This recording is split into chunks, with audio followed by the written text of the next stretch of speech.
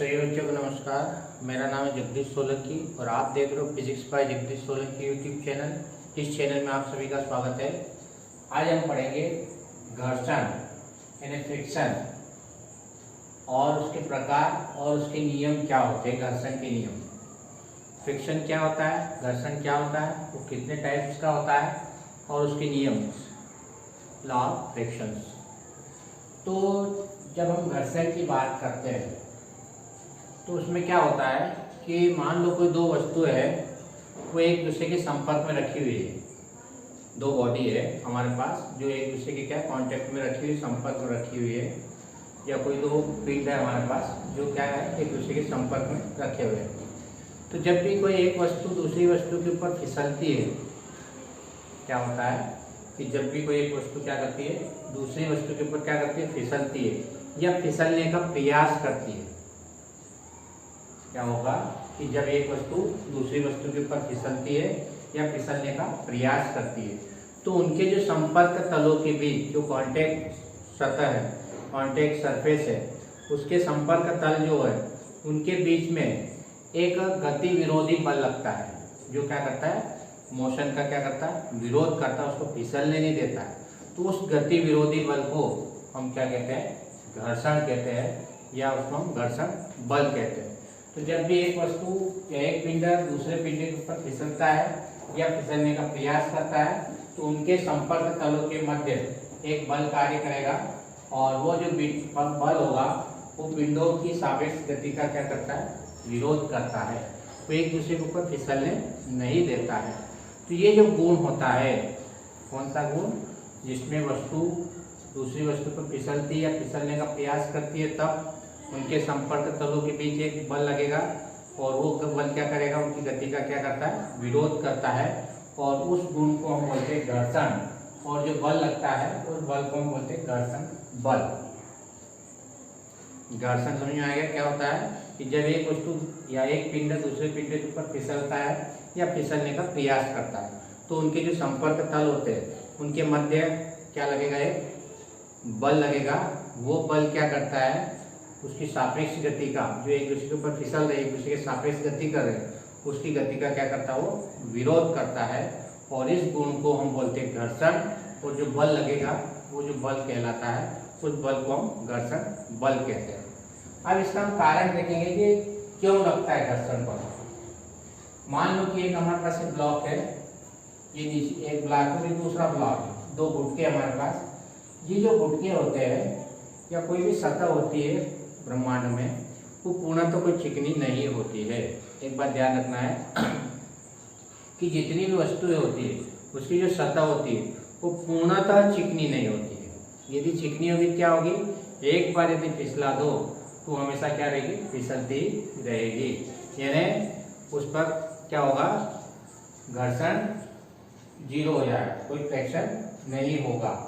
तो कहने का मतलब ये है कि जो वस्तुएं होती है उन वस्तुओं के बीच में क्या होता है, कुछ गड्ढे होते हैं और कुछ उभार होते हैं। ये गड्ढा, ये उभार है, ये गड्ढा, ये उभार है। तो मतलब क्या होता है कि कहीं पे खांचे बने होते हैं, गड्ढे होते हैं, खुरदरी सतह होती कह सकते हैं। तो ब्रह्मांड में कोई वस्तु पूर्णतः चिकनी नहीं होती है। जो वस्तुएं होती है वो खुरदरी सतह होती है, उसमें कुछ गड्ढे होते हैं, दबा हुआ तल होता है, कुछ ऊपर उठा हुआ तल होता है। तो जब एक दूसरे के ऊपर फिसलते हैं तो क्या होता है कि ये जो तल है एक दूसरे में क्या होते हैं, फंस जाते हैं। ये एक दूसरे में क्या होते हैं, इंटरलॉकिंग बोलते हैं इसको, हिंदी में बोलते हैं अंतर्ग्रंथन। अंतर्ग्रंथन हो जाता है, इंटरलॉक हो जाता है, मतलब ये इस तरह से जुड़ जाते हैं, पकड़ लेते हैं, अटक जाते हैं। तो ये अटकने के कारण से वस्तु की गति का क्या होता है, विरोध होता है, और वो विरोध का गुण क्या कहलाता है, घर्षण कहलाता है। तो घर्षण का क्या कारण है, घर्षण का यही कारण है कि ब्रह्मांड में कोई वस्तु पूर्णतः चिकनी नहीं होती है। जब एक वस्तु दूसरी वस्तु के ऊपर फिसलती है तो उनमें जो गड्ढे और उभार बने होते हैं वो एक दूसरे में फंस जाते हैं, यानी उसको फिजिक्स की भाषा में अंतर्ग्रंथन बोलते हैं, इंटरलॉकिंग बोलते हैं, वो लाभ की तरह अटक जाते हैं। तो जिसके कारण से उसकी गति का क्या होता है, विरोध होता है, और उसके कारण से वस्तु जो होती है वो क्या होती है, रुक जाती है। अब घर्षण होता क्यों, मान लो कि एक वस्तु किसी वस्तु पर रखी है मान लो सपोज ये वस्तु इसके ऊपर रखी है, ये रखी है सिर्फ, इस पर कोई बाह्य बल नहीं लगाया, तब क्या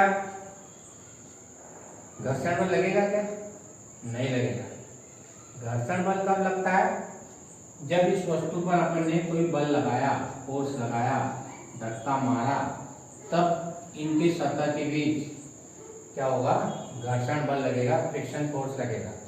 किसी वस्तु की सतह पर रखी रहने से उसमें कोई फ्रिक्शन फोर्स नहीं लगता है, क्योंकि उस स्थिति में उसके जो फोर्स होते हैं, वो जो फोर्स होते हैं इसमें, जैसे मान लो ये वस्तु रखी है, इसमें यदि रखी हुई वस्तु है तब क्या होगा? इस वस्तु का भार हमेशा नीचे की ओर लगेगा, ये ऊपर वाली वस्तु है, इसका भार नीचे लगेगा, और इतना ही बल क्या होगा? प्रतिक्रिया बल, जिसको बोलते हैं नॉर्मल फोर्स, बोलते हैं हम प्रतिक्रिया बल ऊपर की ओर लगेगा।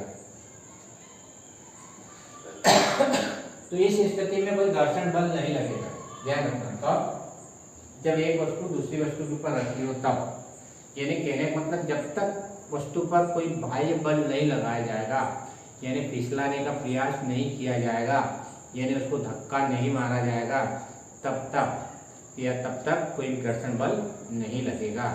जब हम फोर्स लगाएंगे उसके ऊपर, एक्सटर्नल फोर्स लगाएंगे, तभी वस्तु क्या होगी? गति अवस्था में आएगी। अब ये जो घर्षण होते हैं वो 3 प्रकार के होते हैं, एक स्थितिक घर्षण, दूसरा सीमांत घर्षण और तीसरा गति घर्षण होता है। अब स्थितिक घर्षण किसको कहेंगे? मान लो एक वस्तु है, उस पर हमने बल लगाया, बल लगाने पर यदि वस्तु अपनी स्थिति में कोई परिवर्तन नहीं करती, यानी फिसलती नहीं है या लुढ़कती नहीं है, एक स्थान से दूसरे स्थान तक आगे नहीं बढ़ती है, तब उस स्थिति में दोनों वस्तुओं के संपर्क तलों के बीच जो घर्षण बल लगता है, उस घर्षण बल को हम स्टैटिक घर्षण कहते हैं। स्टैटिक का मतलब स्टैटिक का मतलब ये होता है कि वस्तु जब स्थिर रहेगी, हमने बाह्य बल लगाया परंतु उस बाह्य बल के प्रभाव से इतना बल नहीं है कि वो उसके घर्षण बल से अधिक हो जाए, यानी घर्षण बल को क्या कर रहे हो?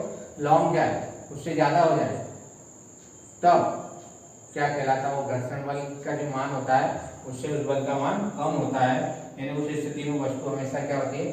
स्थिर ही रहती है, मतलब गति अवस्था में नहीं आती है। तो उस घर्षण को हम स्टैटिक घर्षण कहेंगे। स्टैटिक घर्षण का मतलब ये होता है कि मान लो कोई वस्तु है, उस वस्तु पर हमने बल लगाया और बल लगाने के बाद बाह्य बल लगाया, एक्सटर्नल फोर्स लगाया, उस बाह्य बल के कारण से वस्तु अपनी अवस्था में परिवर्तन नहीं कर पाती, मतलब फिसल नहीं पाती, एक स्थान से दूसरे स्थान तक जा नहीं पाती, तो वहीं स्थिर रहती। बल लगा रहे लेकिन उसकी अवस्था में कोई परिवर्तन नहीं होता है।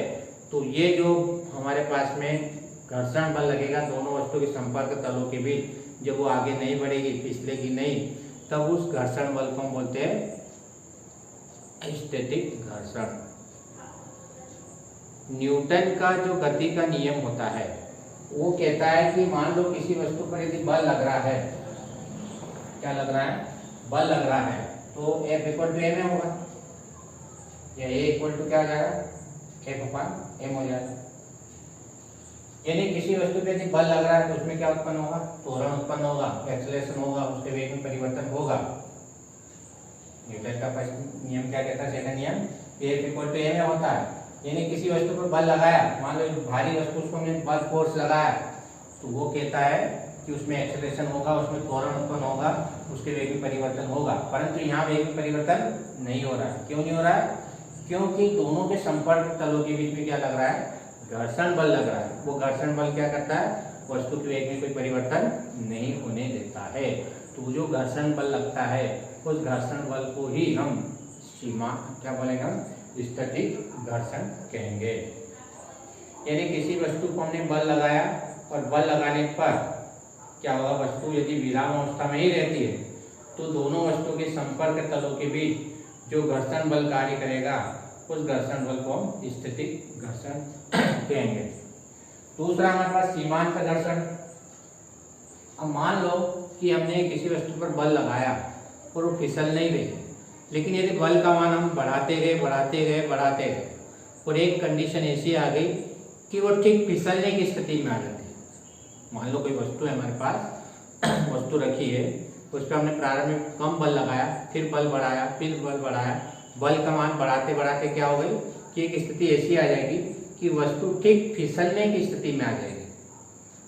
तो वस्तु जब ठीक फिसलने की स्थिति में हो जाती है तो उस कंडीशन में या उस स्थिति में दोनों वस्तुओं के संपर्क तलों के बीच जो घर्षण बल लगेगा वो घर्षण बल क्या कहलाएगा, घर्षण क्या कहलाएगा, वो सीमांत घर्षण या चरम घर्षण कहलाता है। सीमांत घर्षण किसको कहेंगे कि जब किसी वस्तु को हम बल लगाते हैं और उस बल के प्रभाव से वस्तु ठीक फिसलने की स्थिति में आ जाती है तो उनके संपर्क तलों के बीच, दोनों वस्तुओं के संपर्क तलों के बीच जो घर्षण बल लगेगा या घर्षण कार्य करता है उस घर्षण को हम सीमांत घर्षण कहते हैं। सीमांत मतलब लिमिटिंग, बस लिमिट खत्म हो गई, इससे थोड़ा सा भी यदि बढ़ा दिया बाह्य फोर्स, एक्सटर्नल फोर्स, बाह्य बल, तो फिसल ही जाएगा थोड़ा सा बढ़ाने का। तो वो जो लिमिट होती है उसको हम लिमिटिंग फ्रैक्शन बोलेंगे या सीमांत घर्षण बोलते हैं। सीमांत घर्षण किसको कहेंगे कि जब किसी वस्तु को हम बल लगाते हैं, बाह्य बल लगाते हैं और उस बल के प्रभाव से वस्तु ठीक फिसलने की स्थिति में आ जाती है तो उस समय दोनों वस्तु के संपर्क तलों के बीच जो घर्षण बल लगेगा उस घर्षण को हम सीमांत या चरम घर्षण कहते हैं, लिमिटिंग फ्रैक्शन कहेंगे। तीसरा हमारे पास गतिज घर्षण। मान लो हमने बल का मान सीमांत घर्षण से ज्यादा कर दिया, क्या होगा कि फोर्स बढ़ाते गए और वस्तु क्या होगी, फिसलने लग जाती है या लुढ़कने लग जाती है। तो गतिज का मतलब ये होता है कि जब हमने किसी वस्तु पर बल लगाया और उस बल के प्रभाव से यदि एक वस्तु दूसरी वस्तु के ऊपर फिसलने लगती है या लुढ़कने लगती है, दोनों हो सकता है, फिसलना है लुढ़कना, तो उस दोनों वस्तु के संपर्क तलों के बीच जो घर्षण लगेगा उस घर्षण को हम गतिज घर्षण कहेंगे। गतिज घर्षण किसको कहेंगे कि जब किसी वस्तु को हम बल लगाते हैं और उस बल के प्रभाव से वस्तु यदि गति करने लगती है और वो गति करने के कारण से दोनों वस्तु के संपर्क तलों के बीच जो घर्षण बल लगेगा उस घर्षण बल को हम गतिज घर्षण कहेंगे। गति करने लगेगी वस्तु, इतना बल लगा देंगे तो गति करने लगेगी। इसमें क्या होता है, बल लगाते हैं लेकिन वस्तु स्थिर ही रहती है। इसमें क्या होता है, बल लगाते हैं परंतु ठीक फिसलने की स्थिति में आ जाती है। इसमें इतना बल लगा देते हैं कि वस्तु क्या होती है, गति करने लगती है। तो काइनेटिक फ्रैक्शन हो जाएगा, हमारे पास गतिज घर्षण हो जाएगा। ये गतिज घर्षण दो प्रकार का होता है, एक सर्पी घर्षण और एक लोटनिक घर्षण होता है। सर्पी घर्षण का मतलब जब वस्तु फिसलती है, जब वस्तु क्या होती है, एक वस्तु दूसरी वस्तु के ऊपर फिसलती है तो उनके संपर्क तलों के बीच जो घर्षण बल लगता है उस घर्षण को हम सर्पी घर्षण बोलते हैं। और लोटनिक मतलब जब वस्तु लुढ़कती है, कोई वस्तु जब लुढ़क के जाती है, जैसे बेलन है, बॉल है या और कोई भी चीज जब लुढ़कते जाती है तो उनके संपर्क तलों के बीच जो घर्षण लगेगा उस घर्षण को हम लोटनिक घर्षण बोलते हैं। लौटते हुए, लुढ़कते हुए जाता है कोई वस्तु तो उनके संपर्क तलों के बीच जो घर्षण लगता है उसको हम लोटनिक घर्षण कहते हैं। और सर्पी घर्षण किसको कहेंगे, जब एक वस्तु दूसरी वस्तु पर फिसलती है तो उनके संपर्क तलों के बीच जो घर्षण लगेगा उसको हम सर्पी घर्षण कहते हैं। स्टैटिक और सीमांत घर्षण के नियम। घर्षण जो होता है चाहे स्टैटिक हो या सीमांत हो, हमेशा ध्यान रखना है, वो हमेशा गति का क्या करता है, विरोध करता है, हमेशा गति के विपरीत दिशा में ही कार्य करता है। यदि किसी वस्तु को हम लुढ़काते हैं तो वो थोड़ी दूर जाने के बाद रुक जाती है। न्यूटन का नियम कहता है कि यदि वस्तु गतिशील है तो हमेशा क्या होना चाहिए, गतिशील ही होना चाहिए, लेकिन वो तो थोड़ी दूर जाके क्या होती है, रुक जाती है। क्यों रुक जाती है, क्योंकि उस पर घर्षण बल लगता है जो उसकी गति का क्या करता है, विरोध करता है। तो यदि वस्तु यदि गतिशील होती है तो उसके विपरीत दिशा में एक फोर्स लगता है, घर्षण लगता है जो हमेशा क्या करता है, उसका विरोध करता है गति का, और इसकी दिशा हमेशा विपरीत होती है। दूसरा हमने देखा है कि सीमांत घर्षण संपर्क तलों की प्रकृति पर निर्भर करता है। यदि जो घर्षण होता है, कोई सा भी घर्षण हो, सीमांत हो या हमारे पास में स्टैटिक हो या गतिज घर्षण हो, ये किस पर निर्भर करेगा, जो हमने तल लिया है उसकी प्रकृति पर निर्भर करता है कि तल चिकना है कि खुरदरा है। यदि चिकना तल है तो घर्षण बल का मान कम होगा, और यदि खुरदरा तल है तो घर्षण बल का मान अधिक होता है। तो घर्षण का मान किस पर निर्भर करेगा? संपर्क तलों की प्रकृति पर निर्भर करता है कि उसकी प्रकृति कैसी है, चिकना है कि खुरदरा है। चिकना होगा तो घर्षण बल का मान कम होगा, और यदि खुरदरी सतह है तो घर्षण बल का मान अधिक होता है। तीसरा हमने लिखा है सीमांत घर्षण संपर्क तलों के क्षेत्रफल या आकृति पर निर्भर नहीं करता है। चाहे जितना बड़ा कमरा हो, लेकिन यदि नीचे की सतह एक जैसी है, यानी उसकी प्रकृति एक जैसी है, तो उस पर यदि कोई वस्तु लुढ़काएंगे छोटे कमरे में या बड़े कमरे में, तो दोनों पे घर्षण बल का मान एक समान ही लगता है। क्षेत्रफल या उसका आकृति कैसी है कमरे की, या उसका आकार कैसा है, इस पर निर्भर नहीं करता है, केवल उसकी प्रकृति पर निर्भर करता है। संपर्क तल, उस वस्तु के संपर्क में कौन सा तल आ रहा है, अब उसका आकार कितना बड़ा है तल का, या उसकी आकृति कैसी, इस पर निर्भर नहीं करता है। चौथा हमने लिखा सीमांत घर्षण जो होता है उसका अभिलंब प्रतिक्रिया के अनुक्रमानुपाती होता है। इसका जो सीमांत घर्षण बल का जो मान होता है, वो मान जो होता है अभिलंब प्रतिक्रिया के क्या होता है, अनुक्रमानुपाती। अभिलंब प्रतिक्रिया मतलब जैसे मान लो कि हमारे पास बाह्य बल लगाया, इधर इसका घर्षण बल लगेगा विपरीत दिशा में, फिर तो एफएस का मान ज्यादा है, यानी अभिलंब प्रतिक्रिया यानी भार यदि ज्यादा है तो सीमांत घर्षण बल का मान भी ज्यादा होगा, यानी उनके संपर्क तलों के भी एफएस का मान भी ज्यादा होगा, घर्षण बल का मान भी ज्यादा होगा। कब? जब उसका प्रतिक्रिया नॉर्मल रिएक्शन, जिसको अभिलंब प्रतिक्रिया कहते हैं, यदि आर का मान ज्यादा है तो एफ का मान भी यानी घर्षण का मान भी अधिक होगा। यदि आर का मान कम है, आर क्या होता है, जो नीचे फोर्स लगता है, बल लगता है, भार होता है, उसके इक्वल टू ऊपर भी फोर्स लगता है, जिसको नॉर्मल फोर्स कहा जाता है। तो ये और ये दोनों इक्वल होते हैं, यानी भार ज्यादा होगा तो आर का मान भी ज्यादा होगा, और आर का मान ज्यादा होगा तो एफ का मान भी अधिक होगा, यानी आर के अनुक्रमानुपाती होगा घर्षण बल, कोई सा भी घर्षण हो। तो घर्षण जो होता है एफएस का मान अभिलंब प्रतिक्रिया के क्या होता है, अनुक्रमानुपाती होता है, यानी एफएस समानुपाती आर, या एफएस हटाएंगे बराबर लगाएंगे समानुपाती हटा के, तो एक कांस्टेंट लगेगा म्यू एस इंटू आर। ये स्टैटिक घर्षण कहलाता है, सीमांत घर्षण भी कहते हैं इसको, गुणांक कहते हैं, कोएफिशिएंट कहते हैं इसको, सीमांत घर्षण गुणांक कहते हैं। और एक नियतांक होगा जिसको हम स्टैटिक घर्षण गुणांक या सीमांत घर्षण गुणांक भी कहते हैं। तो म्यू एस के द्वारा इसको प्रदर्शित करेंगे। चार नियम क्या? घर्षण हमेशा गति का विरोध करता है, यानी हमेशा विपरीत दिशा में लगेगा, और यदि नहीं लगता तो एक बार लुढ़का दो, हमेशा लुढ़कती रहेगी वस्तु, लेकिन ऐसा नहीं होता। घर्षण बल के कारण से वस्तु रुक जाती है, यानी घर्षण बल हमेशा गति का क्या करता है, विरोध करता है।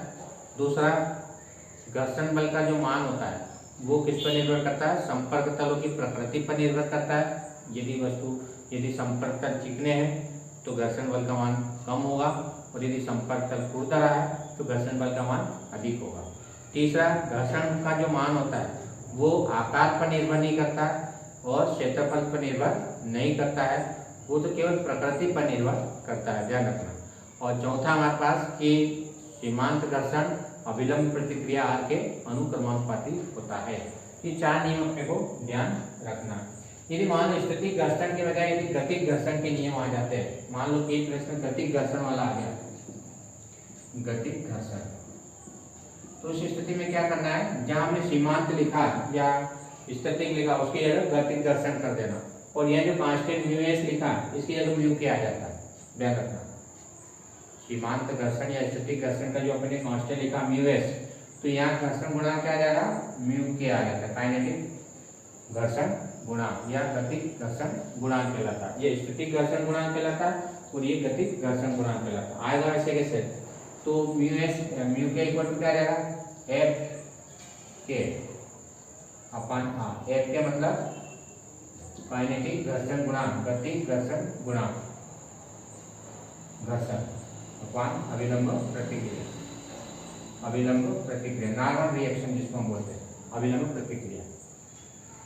तो घर्षण को स्टैटिक घर्षण गुणांक किसको कहते हैं, स्टैटिक घर्षण बल और अभिलंब प्रतिक्रिया, या गतिक घर्षण गुणांक किसको कहेंगे, गतिक घर्षण और अभिलंब प्रतिक्रिया। इनका जो रेशियो होता है, अनुपात होता है, उसको हम उसका गुणांक कहते हैं। चाहे घर्षण हो, गति को तो गतिक घर्षण गुणांक, स्थिति को तो स्थिति घर्षण गुणांक। अब यदि इसका अपन ग्राफ खींचते हैं तो ग्राफ से क्या प्रदर्शित होता है कि मान लो बाह्य बल है इधर और इधर हमने घर्षण बल ले लिया, इस अक्ष पर घर्षण बल ले लिया, इधर बाह्य बल ले लिया। जैसे जैसे हम बाह्य बल का मान बढ़ाते जाते हैं घर्षण बल का मान भी क्या होता है, बढ़ता जाता है। कौन से घर्षण बल का मान, स्थितिक घर्षण बल का मान। इन्हें बाह्य बल बढ़ाएंगे तो स्थितिक घर्षण बल का मान भी बढ़ता जाएगा और एक स्थिति ऐसी आ जाएगी कि जब दोनों बराबर हो जाएंगे बाह्य बल और घर्षण बल, तब उस स्थिति को हम बोलेंगे सीमांत घर्षण। क्या बोलेंगे इसको, सीमांत घर्षण। जब दोनों बराबर हो जाए, फिसलने की स्थिति में आ जाए घर्षण बल और बाह्य बल दोनों यदि बराबर हो जाते हैं तो वस्तु क्या जाती है, ठीक फिसलने की स्थिति में आ जाती है। तो ये हमारे पास सीमांत घर्षण कहलाएगा, ये वाली पोजीशन, ठीक फिसलने वाली स्थिति। उसके बाद में क्या होता है, वस्तु फिसलने लगती है, यानी घर्षण बल का मान कम हो जाता है।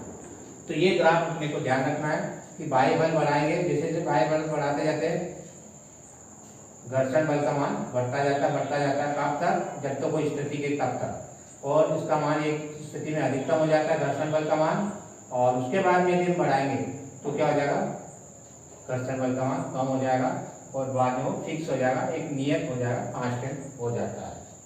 तो इस तरह से ये दोनों के बीच ग्राफ अपने को ध्यान रखना है। तो हमेशा ध्यान रखना कि जो यदि बाह्य बल नहीं लग रहा तो घर्षण बल भी नहीं लगेगा। पहले घर्षण के बारे में कुछ जानकारी अपने को ध्यान रखना है कि घर्षण बल कब लगता है, जब किसी पर बाह्य बल लगाएंगे तभी घर्षण बल लगेगा, और यदि बाह्य बल नहीं लगा तो घर्षण बल नहीं लगेगा। सीमांत जो घर्षण होता है स्थितिक घर्षण का अधिकतम मान होता है, ये अधिकतम मान है। देखो सीमांत घर्षण जो होता है घर्षण बल का जैसे स्थितिक घर्षण का अधिकतम मान होता है। घर्षण स्वयं समायोजक बल होता है, सेल्फ एडजस्टमेंट फोर्स होता है। मतलब जैसे जैसे अपन बाह्य बल बढ़ाते जाते हैं घर्षण बल का मान भी बढ़ता जाता है।